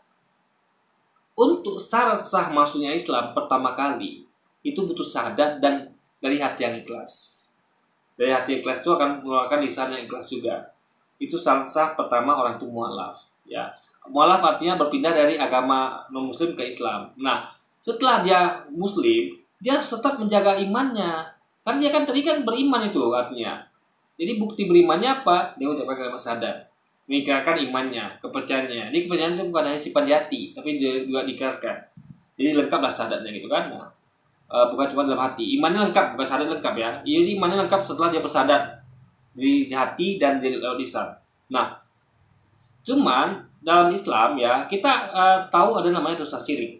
Yang mana kita tuh meyakini sesuatu selain Allah ya, yang berkuasa. Dalam hal misalnya kayak ya saya sampaikan ya, karena kita kan seharusnya sebagai seorang beriman harus mengatakan ya, meyakini bahwa semuanya itu karena Allah ya, termasuk menyembuhkan penyakit ya kan, takdir. Tapi kadang-kadang kita kan asalnya kita melakukan hal syirik. Itu kita katakan ya, tadi saya ulang lagi ya, oh dokter yang menyembuhkan, ini obat ini menyembuhkan, rumah sakit ini menyembuhkan. Padahal kita itu adalah syirik, guys, karena soalnya kita meyakini bahwa Allah yang sembuhkan lewat dokter ini gitu harusnya. Nah, maka kita tuh perlu selalu memperbarui iman, mengecas ulang iman kita dengan syahadat berulang, ya kan? Nah, dan syahadat ini juga nggak mesti ketika Anda bayangkan ya betapa Islam tuh menekankan pentingnya iman. Jadi iman dari sana nggak main-main, makanya dilakukan sekali saja, ya terus menerus. Dalam sehari aja kita minimal 5 kali sholat tuh kita mengikrarkan syahadat di duduk akhir itu, guys. Tasyahud akhir itu kita mengucapkan syahadat ya. Ya, jadi itu sehari minimal 5 kali. Itu lagi kalau sholat sunnah lainnya atau ada kesempatan lain. Nah, itu yang Luis tidak tahu. Dikiranya syahadat ini sama kayak baptis yang sekali aja ketika masuk Kristen gitu kan. Makanya jadi kalau nggak tahu ya belajar gitu. Belajar. Saya aja ya, saya nggak sadari mungkin saya melakukan dosa syirik. Saya nggak sadari. Contoh misalnya kayak karena saya suka bekerja berlebihan gitu kan. Jadi saya kadang-kadang sempat terpikir ya, kalau saya nggak kerja ini saya nggak dapat duit, ya kan? Kalau saya nggak kerja saya nggak dapat duit. Itu tuh masuk syirik juga ya, saya nggak sadar. Kenapa? Karena yang datangkan duit atau rezeki itu bukan kerjaan kita ini, paham ya? Tapi Allah. Tapi nauzubillah, astagfirullahaladzim. Kadang-kadang saya terpikir begitu, wah kalau saya nggak kerja saya nggak dapat duit nih. Padahal saya bukan gitu. Sebenarnya kan saya harus ikhtiar bekerja, ya kan? Karena Allah perintahkan itu. Itu harusnya nih kan, bukan berniat kalau saya nggak kerja nggak dapat duit. Itu syirik guys. Nah makanya kalau kita nggak sadar melakukan syirik, ya kita sadar berkali-kali. Itu loh. Paham ya di sini maksudnya ya. Nah makanya Lesti nggak ngerti logika itu. Dikiranya iman tuh cukup sekali aja ketika masih itu sudah. Dia nggak tahu di ketika perjalanan tuh kita ada hal-hal yang membuat kita tuh lalai dari dia dengan meyakini sesuatu yang lain di luar dia yang punya kuasa. Nah, itu poinnya guys.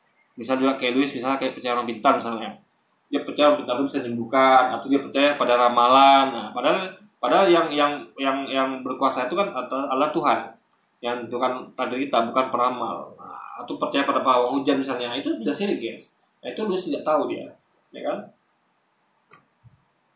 Bener nggak apa-apa gitu. Jangan sampai selama ini ada yang mualaf ini sebenarnya sebelumnya pun dia sudah mualaf, diulang-ulang doang gitu.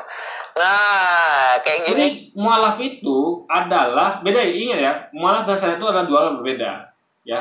Karena harus bisa bedakan. Ini saya terangkan Luis ya. Mualaf dengan syariat itu dua hal berbeda. Mualaf adalah Anda masuk Islam ya. Itu mualaf. Perpindahan dari agama sebelumnya ke Islam itu mualaf. Syahadat adalah syarat dari mualaf tadi. Tapi juga bukan syarat dari mualaf, tapi syarat juga syarat dari iman. Ya. Syahadat adalah ikrar iman. Jadi gini,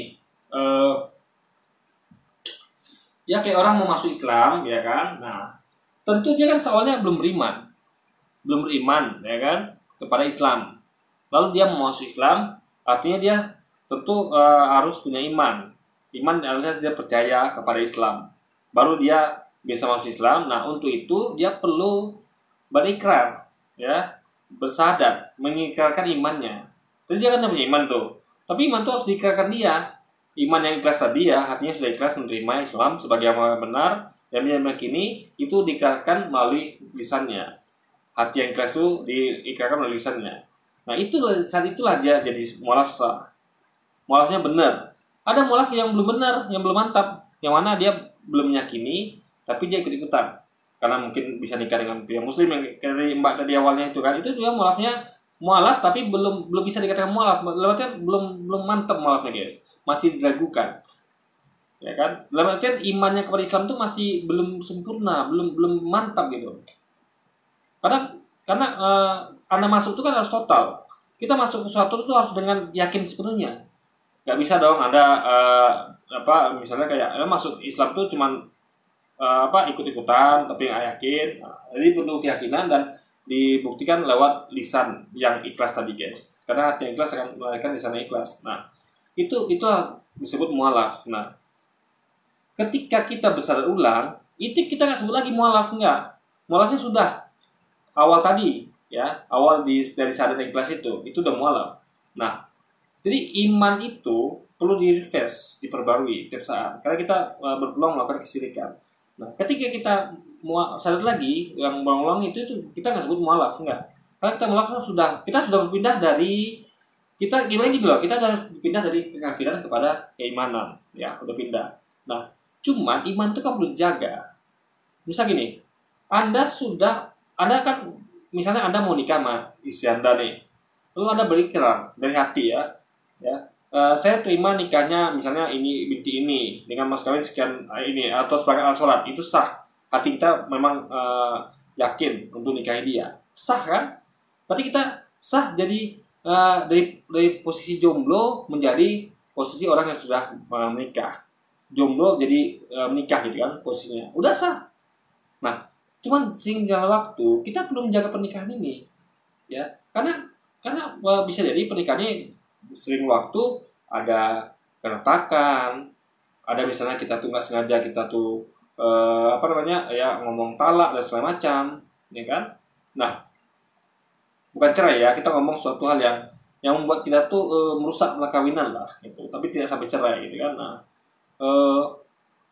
ibaratnya kita tuh gini, kita tuh sempat apa namanya dalam hati kita bisa mengatakan udahlah kita cerai aja, tapi belum sah karena bisa belum ucapkan, tapi itu kan tetap hati kita sudah seperti itu.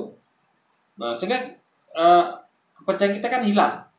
Atau misalnya kita sosok kita nggak percaya sama pasangan kita kan, ya pasanganku selingkuh nih, supaya pasanganku begini gitu gitu kan. Nah, untuk itu kita perlu menjaga iman kita kepada pasangan kita.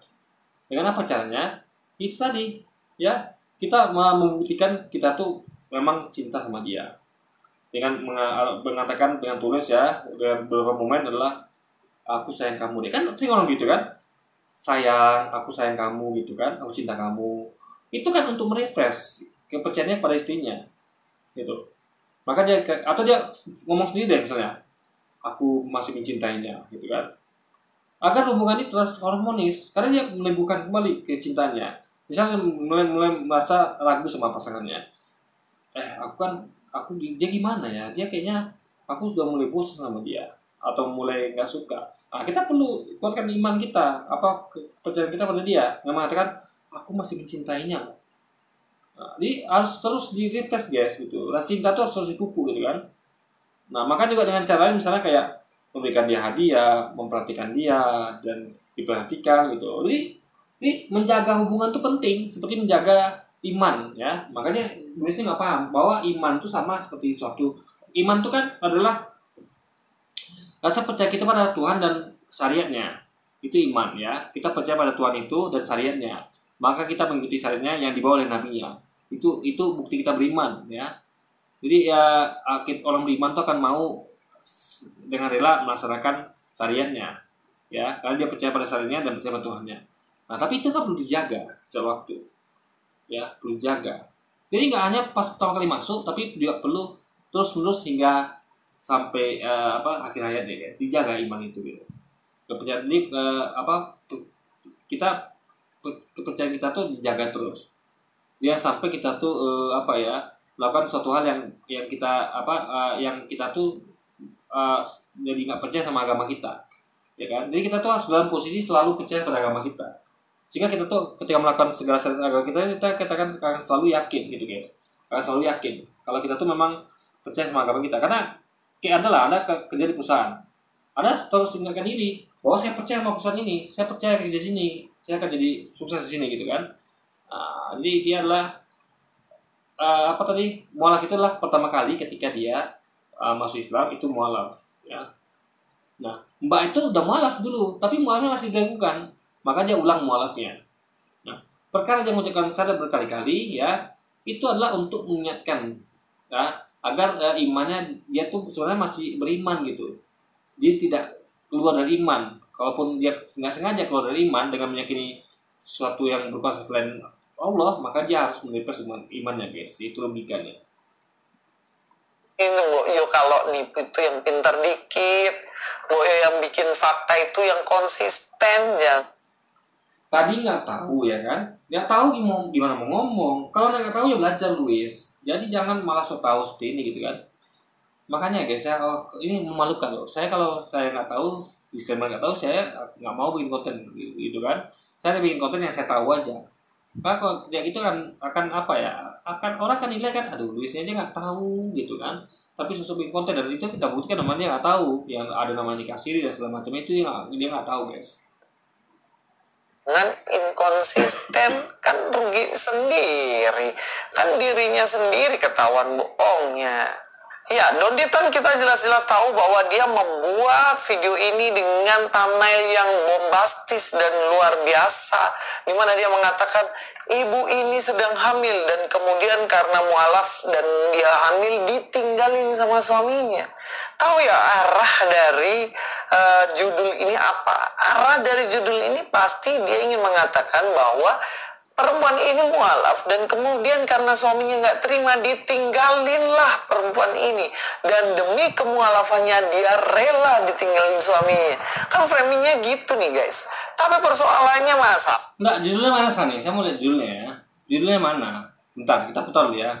Bentar, mana judulnya? Saya pengen nengok judulnya guys. Bentar, mana nih? Mana judulnya? Bentar, judulnya mana nih guys judulnya? Bu Aisyah ini sekarang ini dalam kondisi hamil dan ditinggal oleh suaminya.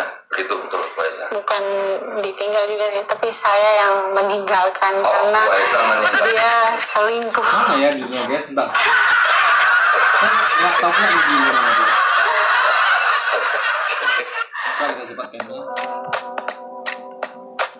Mana nih judulnya? juga mengatakan bahwa dia saat juga mengatakan mantan Kristen guys. Dan kali ini ada seorang ibu.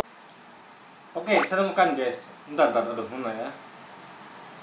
Lagi di Bentar ya. judulnya katanya Nah, dimuat. ini judulnya ya. Judulnya adalah Masuk Islam Saat Hamil dan Ditinggal Suami. Sekarang kita analisa ya. Apakah ini benar judul seperti ini? Apakah ini clickbait? Jadi gini ya. Masuk Islam saat hamil dan tinggal suami. Nah, ini berarti masuk Islam saat hamil benar. Karena waktu itu dia merasa belum Islam. Karena hatinya belum mantap, belum ikhlas. Jadi Islamnya itu semacam kayak Islam KTP lah guys ya. Belum Islam sebenarnya. Paham? Ngerti nggak maksudnya tuh? Kayak orang tuh berikrar tapi dia belum yakin gitu loh. Misal kayak Anda tuh berikrar kepada pasangan Anda ya, saya cinta kamu deh. Tapi hatinya belum yakin, Anda belum mencintai dia gitu. Nah, ketika Anda betul-betul mencintai dia, itu saat yang tepat untuk mengikrarkannya lagi, gitu kan? Nah, ini bagus nih, tepat nih. Jadi dia masuk Islam saat hamil, maksudnya masuk Islam yang sebenarnya Islam, dari hati, bukan hanya ikut-ikutan suami. Nah, ini udah benar nih.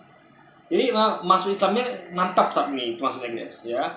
Jadi waktu itu dia masuk Islam ya, waktu nikah itu, tapi masuk Islamnya ya main-main gitu guys, ya kan? Nggak dari hati yang ikhlas, sehingga bisa jadi nggak diterima oleh Allah gitu. Karena syarat itu butuh keikhlasan, bukannya ucapan lisan saja. Dan tinggal suami. Nah kebetulan waktu itu dia ditinggal suaminya ketika hamil itu, ya kan? Tinggal suami selingkuh guys, ya selingkuh lagi. Ya kan? Jadi ada ditinggal suami dengan nikah lagi, ada ditinggal suami dengan selingkuh lagi. Nah, paham ya?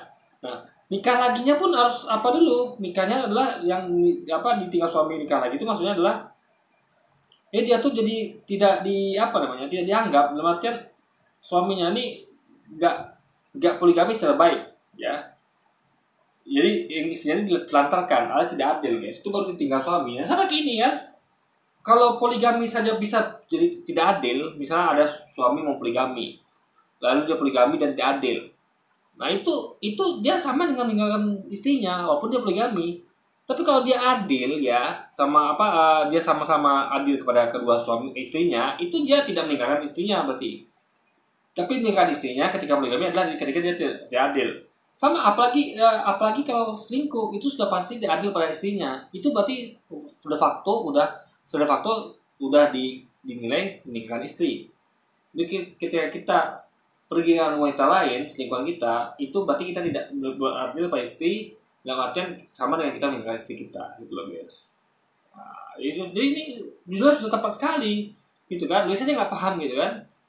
Ya, bahwa maksudnya judulnya adalah dia masuk Islam saat hamil, ya, itu Islam yang kafah, dalam artian Islam yang sadarnya yang benar dari hati yang paling dalam. Dan pas saat itu ya, pasal dia tinggal suaminya kemana? Selingkuh lagi guys. Nah, itu poinnya ya. Jadi ini judul sudah tepat. Lu saja nggak ngerti dia memahami judul ini gitu kan. Daya tangkapnya terbatas guys. Rugi sendiri, kan dirinya sendiri ketahuan bohongnya.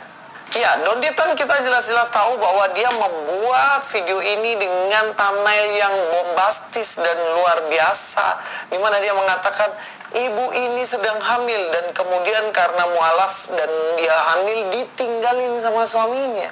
Enggak gitu tuh ibu judulnya ya. Tadi kita sama baca kan. Jadi bukan karena dia mualaf pas hamil itu tinggal suaminya, enggak. Judul tadi apa bunyinya? Ibu ini mualaf ketika hamil dan tinggal suaminya. Itu loh poinnya. Jadi waktu itu dia maafnya ketika dia lagi hamil dan pas lagi tinggal suaminya gitu loh guys. Itu judulnya kan, bukan seperti yang Luis katakan, bukan karena dia malah ditinggal suaminya, bukan. Maka Luis nggak ngerti nengok judul itu, dia nggak bisa paham ya.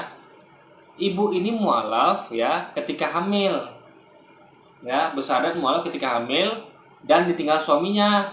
Artinya dia tuh mualafnya ketika pas lagi hamil dan waktu itu pula ditinggal suaminya. Paham ya? Jadi bukan dia nih karena mualafnya dia ditinggal suaminya, bukan. Suaminya meninggalkan dia kan bukan karena dia mualaf, bukan. Dan dibalik ya. Justru dia mualaf pas lagi hamil dan ditinggal suaminya. Dalam artian ya, jadi judulnya ingin mengatakan bahwa ada orang ya, ibu-ibu yang mualaf ya, dia berarti tegar. Dia mualaf meskipun lagi rumah tangga lagi kacau, meskipun ditipu suaminya karena suaminya selingkuh lagi, gitu kan? Nah itu berarti kan suaminya nipu dia. Jadi ibu ini adalah orang yang imannya kuat gitu, ya. Sarannya kuat. Kenapa? Dia mualaf tuh bukan ketika lagi senang, tapi lagi susah, lagi diuji sama Tuhan, sama Allah gitu kan. Dengan suami yang selingkuh, pas lagi dia hamil itu ada mereka ya. Ujian apa yang paling berat bagi seorang wanita ya? Kalau tidak ya, salah satunya adalah ketika wanita ini hamil lalu suami selingkuh. Itu ujiannya berat guys ya. Saya nggak bisa bayangkan gimana sedihnya ibu ini, ya kan? Jadi lulusannya Luis simpati atau punya empati sama ibu ini, tapi tidak, dia malah mencemoohnya guys. Ini sangat memalukan sekali ya. Bagaimana bisa Luis ini dengan jargon aplikasinya tapi malah mencibir seperti ini guys ya? Apa dia punya rasa hati gitu kan? Empati, simpati. Saya kalau tahu ya, dengar ada wanita yang lagi hamil ya, ditinggal suami selingkuh, saya tuh sedih guys ya. Ini suaminya nggak punya hati, itu gimana ini? Bisa selingkuh pas istrinya lagi hamil, luar biasa. Tapi hebatnya sang istri meskipun begitu lagi diuji ya, dia tetap beriman, malah imannya makin mantap. Coba bayangkan ya. Jadi ini ibu ini luar biasa. Dia tetap tidak kehilangan kewarasannya, ya kan? Dia tahu ya, iman nggak ada hubungannya sama ini. Karena iman tuh kadang-kadang perlu diuji. Makanya ketika momen dia makin yakin sama Islam, pas momen itu sama barengan dengan dia diuji, itu makin memantapkan dia untuk mualaf. Gitu guys. Kalau dia tahu ya, nggak ada yang gratis bagi iman. Iman tuh perlu diuji. Misalnya kayak saya katakan saya mencintai istri saya, ya saya harus diuji. Misalnya istri saya tuh akan menguji saya dengan mengatakan, "Bang, kamu kan mencintai saya kan? Tolong bang belikan saya saya pengen beli sesuatu di kota lain." Atau, "Bang, kamu cinta saya bang, tolong bang tolong kamu temani saya bang, saya mau shopping 5 jam." Gitu guys. Jadi iman tuh butuh ujian gitu, diuji. Jadi nggak bisa tuh ngaku beriman kalau nggak ada ujiannya. Nah, ujian Mbak ini berat banget loh, ya. Ketika dia mau mengingkarkan imannya, dia udah beriman tuh ya. Cuman dia perlu mengingkarkan lagi imannya, ya. Karena waktu itu dia belum beriman. Waktu dia sadar dan pertama itu dia belum beriman. Kondisi belum beriman. Kenapa? Hanya di sana saja. Nah, sekarang lah dia betul-betul beriman. Ya, ketika dia mau bersahadat, dia diuji oleh Allah dengan suami selingkuh dan pas di saat dia hamil, guys. Nah, itu poinnya. Ini adalah suatu hal yang mendidik kita harusnya. Bahwa lihat loh, ada mbak-mbak yang meskipun diuji sedemikian rupa dengan ujian yang sangat berat, diselingkuhi ketika dia hamil, tapi dia tetap imannya mantap untuk bersahadat, guys. Mengingkarkan keimanannya dengan hati yang ikhlas. Itu harusnya. Ini edukasi bagi kita semua. Jangan kalah sama mbak ini. Iman kita belum tentu diuji seberat mbak ini, ya kan? Nah, tapi Anda sudah cengeng, udah ngeluh sama Allah, udah merasa Allah nggak adil. Allah nggak adil, kenapa saya diuji? Mbak ini uji lebih parah lagi loh, lebih hebat lagi ujiannya. Tapi dia tidak merasakan Allah tidak adil, malah makin mantapkan hatinya untuk beriman, guys. Ini adalah edukasi yang bagus. Nah, Luis nggak ngerti itu, maka dia nggak ngerti, guys. Bahwa ini adalah edukasi yang bagus gitu kan untuk kita semua. Pelajaran bagi kita semua bahwa contohlah mualaf ini, mualaf yang sangat hebat ini ya. Tetap tegar ya, tetap beriman meskipun didera cobaan ujian yang tidak ringan, yaitu diselingkuhi suami ketika lagi hamil, guys. tahu ya arah dari judul ini apa. Arah dari judul ini pasti dia ingin mengatakan bahwa perempuan ini mualaf dan kemudian karena suaminya nggak terima ditinggalinlah perempuan ini. Dan kalau halu ya kayak di sini, ya nggak ada gitu judulnya guys. Di situ nggak ada. Judulnya pengen mengatakan bahwa ibu ini mualaf ketika lagi hamil dan ditinggal suaminya. Clear sudah. Jadi dia tuh mualafnya pas lagi hamil dan ditinggal suaminya selingkuh gitu loh. Bukan yang seperti katakan barusan ini ya. Ini jauh sekali guys, panggang daripada api gitu kan. demi kemualafannya dia rela ditinggalin suaminya. Kan framingnya gitu nih guys. Tapi persoalan itu bagi orang nggak paham kayak Anda, makanya baca judul tuh baik-baik ya kan. Simak orang ngomong tuh baik-baik. Tulis. Dia tangkapnya begini loh guys. Dia tangkapnya tuh rendah sekali loh. Gimana tuh Pak? Dia tangkapnya rendah, dia ingatnya nggak ada, ya kan? Dia kan nggak suka menghafal nih. Dia selalu menghina orang yang menghafal. Ya, berarti kan dia ingatnya lemah karena dia tidak pernah mau menghafal, karena orang yang menghafalnya dihina oleh dia gitu kan. Nah, bagaimana bisa coba? Makanya dia selalu terbukti punya daya tangkap yang rendah. Orang ngomong apa, judulnya bicara apa, dia asumsinya yang kemana-mana gitu guys, nggak nyambung gitu kan. banyak masalahnya ternyata nggak kayak gitu. Dan lucunya ketika Donitan bilang, bener ya Bu ya, ibu ini hamil dan kemudian ditinggalin ya sama suaminya. Ibu ini bilang, enggak Pak, aku nggak ditinggalin, aku yang ninggalin suamiku katanya. Ingin kita share. Jadi gini ya, Mas Donitan ditinggal suami selingkuh gitu loh. Cuman Mbak nih nggak mau ngalah ya. Dia menegaskan bahwa sebenarnya saya ninggalin dia. Kenapa? Bagi dia suaminya itu meskipun selingkuh, ya kan? Dalam artian sebenarnya guys, ketika selingkuh itu Anda sudah meninggalkan istri Anda loh, ya kan? Ketika saya selingkuh ya, berarti saya sudah meninggalkan istri saya. Kenapa? Karena saya sudah mengkhianati kepercayaan kesetiaan saya pada istri saya. Paham ya? Misal kayak gini. Ketika saya beragama Islam, ya, terus saya pergi ke gereja, ya, atau saya masuk Kristen, meskipun saya masuk Islam tetap masuk Islam gitu kan, berarti saya sudah meninggalkan Islam saya, sudah saya tanggalkan Islam saya. Ketika saya masuk ke gereja, ya, ibadah di sana, bahkan sebelum saya lagi masuk Kristen, itu saya sudah meninggalkan agama saya. Kenapa? Karena agama saya melarang hal itu. Ketika saya melakukan sesuatu yang dilarang agama saya, berarti saya sudah meninggalkan agama saya. Minimal meninggalkan syariat agama saya. Itu poinnya ya. Maka lu harus paham. Jadi ketika seorang pasangan itu selingkuh, dia sudah meninggalkan pasangannya. Kenapa? Karena pasangannya pasti melarang hal itu. Jadi ketika Anda melakukan sesuatu yang di dalam pasangan Anda, di dalam suatu hubungan, berarti Anda sudah meninggalkan pasangan Anda. Karena Anda sudah menyakiti ikrar atau janji yang Anda berdua ikrarkan, yaitu tetap setia hingga akhir hayat. Tapi faktanya tidak setia. Di saat itu adalah meninggalkan pasangan Anda. Tapi sang istri tidak mau kalah, ya, karena perbuatan suaminya meninggalkan dirinya dengan selingkuh dengan wanita lain. Dia akhirnya meninggalkan suaminya, ya, dengan selingkuhannya, dan dia hidup sendiri. Jadi sama-sama meninggalkan. Cuman Mbak nih, ya, maksudnya nih Mbak nih adalah dia tuh meninggalkannya yang total gitu. Kalau suaminya kan setengah-setengah. Ibaratnya dia tuh udah pergi mas selingkuhannya, tapi dia masih belum menceraikan istrinya. Paham ya? Masih meninggalkan setengah, antara yang tidak. Ketika saya tetap beragama Islam, ya, saya tetap beragama Islam, lalu saya pergi gereja, masuk Kristen juga, itu saya de facto dan meninggalkan agama saya. Ya kan? Karena saya sudah melanggar syariat agama saya. Sudah saya tinggalkan agama saya itu ketika saya masuk Kristen. Ya, meskipun saya tetap Islam. Nah, tapi Mbak tadi ya, itu justru dia meninggalkan suaminya gitu loh. Meninggalkan total, guys, gitu. Jadi dia betul-betul betul-betul keluar lah gitu dari pernikahan itu gitu kan. Nah, itu poinnya, guys. Dia tidak sama laki-laki lain, tapi tetap sendirian gitu, guys. Hari ini sebenarnya Ibu Aisyah ini adalah boleh dibilang atau mengalami hal-hal yang kurang mengenakan ya.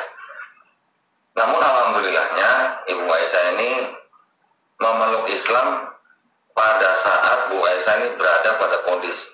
kondisi yang atau situasi yang sebenarnya sangat-sangat tidak nyaman gitu ya. Mohon maaf ya kalau saya boleh katakan sedikit ya.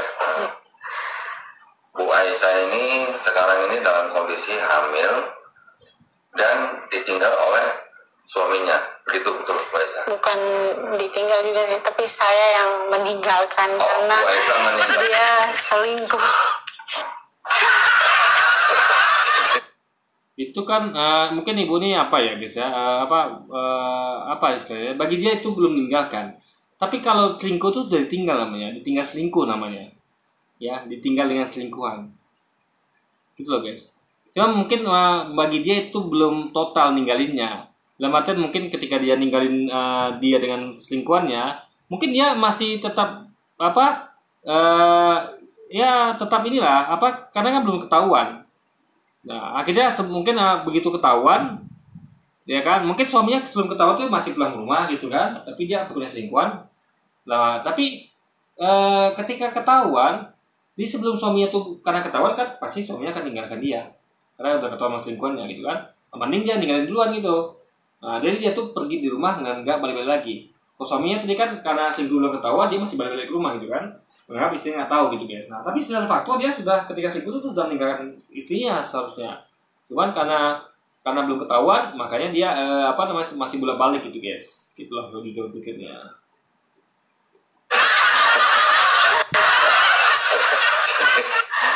Aduh, dan kita sebelum diupload itu diedit dulu. Kalau ada hal-hal yang melucu kayak gitu mau ya dipotong. Diedit makin jelas, makin lah. Jadi justru itu makin orang tuh guys ya, kita butuh kejujuran. Anda lihat video saya, ini video tidak pernah saya edit ya. Video saya selalu apa adanya. Apa yang saya omongin saat itulah saya. Nggak pernah saya edit ya. Karena saya yakin sesuatu dengan apa yang saya ucapkan gitu. Ya kan? Sama kayak duitan ya. Dan terbukti memang itu edukasi bahwa ada orang kayak Mbak ini yang begitu tegarnya, meskipun diuji dia tetap mantap imannya untuk mualaf guys. Nah itu poin di situ.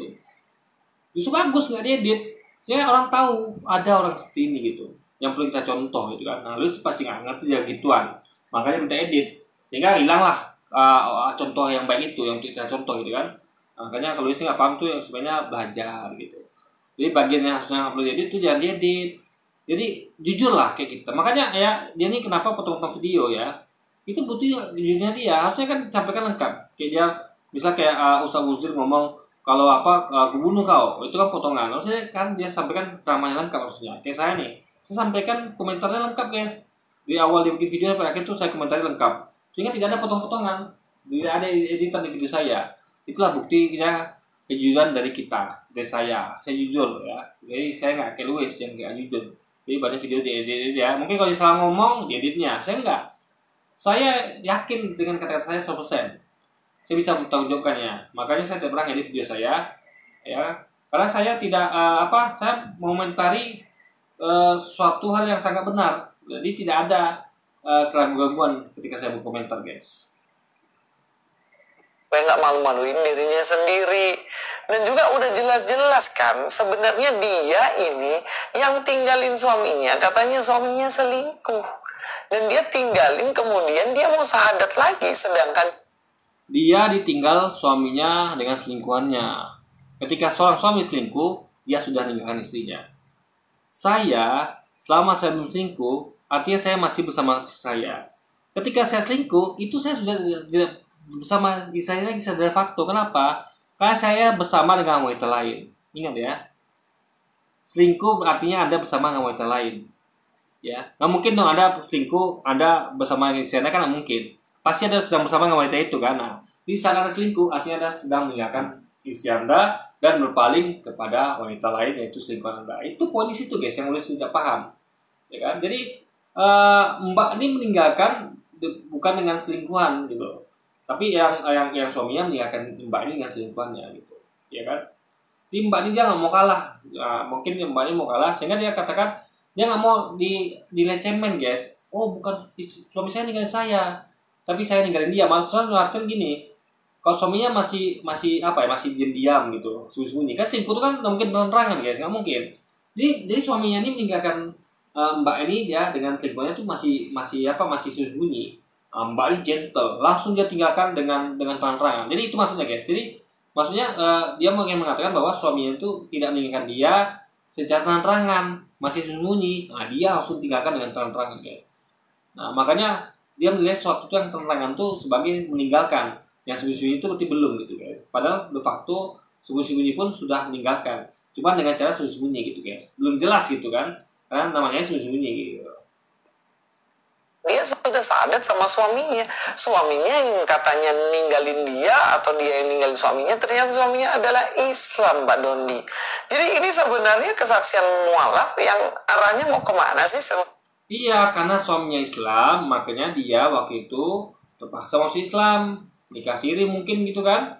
Nah, karena terpaksa, dia mau ulang lagi syahadatnya.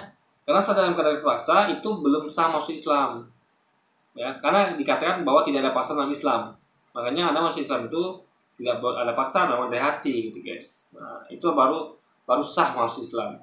Karena iman itu harus dari hati, ikhlas ya.